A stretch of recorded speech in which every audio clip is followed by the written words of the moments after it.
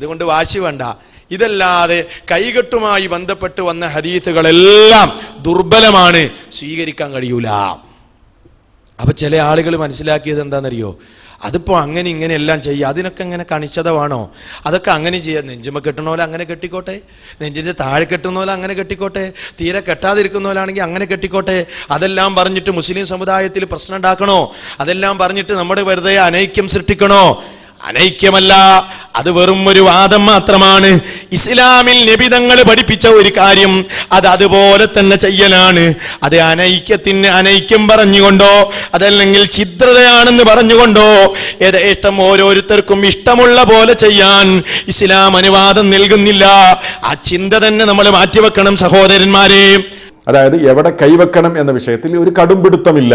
ഇത് ശിർക്കും ഖുറാഫാത്തും ബിദ്അത്തുമൊക്കെ ചർച്ച ചെയ്യുകയും അതിൽ കർശനമായ സമീപനങ്ങൾ സ്വീകരിക്കുകയും ചെയ്യുന്നത് പോലെ അങ്ങോട്ടും ഇങ്ങോട്ടും തർക്കിക്കുകയും പ്രശ്നമുണ്ടാക്കുകയും ചെയ്യേണ്ട ഒരു വിഷയമല്ല. എന്തുകൊണ്ടാണത്? പല അഭിപ്രായങ്ങൾ ഈ വിഷയത്തിൽ പണ്ഡിതന്മാർക്കിടയിലുണ്ട്. പൊക്കിളിന് താഴെയാണ് കൈവെക്കേണ്ടത് എന്ന് അഭിപ്രായപ്പെട്ടവരുണ്ട്, പൊക്കിളിൻ്റെ മേലെയാണ് വെക്കേണ്ടത് എന്ന് അഭിപ്രായപ്പെട്ടവരുണ്ട്, നെഞ്ചിലാണ് വെക്കേണ്ടത് എന്ന് പറഞ്ഞവരുണ്ട്, നെഞ്ചിൻ്റെ താഴെയാണ് വെക്കേണ്ടത് എന്ന് പറഞ്ഞവരുണ്ട്. എന്തുകൊണ്ടാണ് ഇങ്ങനെ ഒരു അഭിപ്രായ വ്യത്യാസം ഉണ്ടാകാൻ കാരണം? ഈ വിഷയത്തിൽ പല രൂപത്തിലുള്ള ഹദീസുകൾ ഉദ്ധരിക്കപ്പെട്ടിട്ടുണ്ട്. എന്നാൽ ഈ ഹദീസുകളെല്ലാം എടുത്തു നോക്കിയാൽ, നമസ്കാരത്തിൽ കൈവെക്കലുമായി ബന്ധപ്പെട്ട് റിവായത്ത് ചെയ്യപ്പെട്ട മുഴുവൻ ഹദീസുകളും എടുത്ത് പരിശോധിച്ച് നോക്കിയാൽ എല്ലാ ഹദീസുകളിലും ദുർബലതയുണ്ട് എന്നത് നമ്മൾ മനസ്സിലാക്കേണ്ടതുണ്ട്. അല്ലാഹുവിന്റെ റസൂല് ചെയ്തതുപോലെ ചെയ്യാൻ വേണ്ടി കണിശത പുലർത്തിയതിന്റെ പേരിൽ അനൈക്യം ഉണ്ടാകുകയാണെങ്കിൽ നമ്മൾ എന്ത് ചെയ്യാനാണ്? നബി തങ്ങളുടെ ചര്യ നമുക്ക് ഒഴിവാക്കാൻ പറ്റുമോ? എന്നാലോ അതിൽ തർക്കിക്കണോ? വേണ്ട.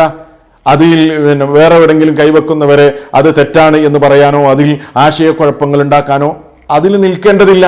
കാരണം പണ്ഡിതന്മാർ ഈ വിഷയത്തിൽ പറഞ്ഞത് എന്താണ്? വിശാലമായ കാഴ്ചപ്പാട് നൽകപ്പെട്ട വിഷയമാണ്, മുഖയ്യറാണ്. ഇഷ്ടമുള്ളത് എവിടെയാണോ ഓരോരുത്തർക്കും നല്ലതായി തോന്നുന്നത് അത് അവർ സ്വീകരിക്കട്ടെ എന്നാണ്. അപ്പൊ ഇഷ്ടമുള്ളതുപോലെ ചെയ്യാൻ പറ്റുമോ? ദീനിന്റെ ഓരോ ശബ്ദങ്ങളും പഠിപ്പിച്ച നിലക്ക് തന്നെ ചെയ്തോളണം, പഠിപ്പിക്കപ്പെട്ട നിലക്ക് തന്നെ ചെയ്തോളണം. അത് അങ്ങനെയില്ല എങ്ങനെ, അതൊന്നുമില്ല, അതിൽ വാശിയൊന്നുമില്ല. റസൂൽ എങ്ങനെയാ പഠിപ്പിച്ചത്? ഒരൊറ്റ ത്വരീഖത്തെ ഇസ്ലാമിലുള്ളൂ, അത് ത്വരീഖത്തു റസൂൽ, റസൂലിന്റെ ത്വരീഖത്ത്, ഹബീബിന്റെ ത്വരീഖത്ത്. അത് പഠിച്ച് പ്രാവർത്തികമാക്കി അതനുസരിച്ച് കർമ്മം ചെയ്തിട്ടില്ലെങ്കിൽ ഭയങ്കര അപകടങ്ങൾ ഉണ്ടാകും, കർമ്മങ്ങൾ അല്ലാഹു കബൂൽ ചെയ്യുകയില്ല. എന്നാലോ അതിൽ തർക്കിക്കണോ? വേണ്ട. അതിൽ വേറെ എവിടെങ്കിലും കൈവെക്കുന്നവരെ അത് തെറ്റാണ് എന്ന് പറയാനോ അതിൽ ആശയക്കുഴപ്പങ്ങൾ ഉണ്ടാക്കാനോ അതിൽ നിൽക്കേണ്ടതില്ല. കാരണം പണ്ഡിതന്മാർ ഈ വിഷയത്തിൽ പറഞ്ഞത് എന്താണ്? വിശാലമായ കാഴ്ചപ്പാട് നൽകപ്പെട്ട വിഷയമാണ്, മുഖയ്യറാണ്. ഇഷ്ടമുള്ളത് എവിടെയാണോ ഓരോരുത്തർക്കും നല്ലതായി തോന്നുന്നത് അത് അവർ സ്വീകരിക്കട്ടെ എന്നാണ്.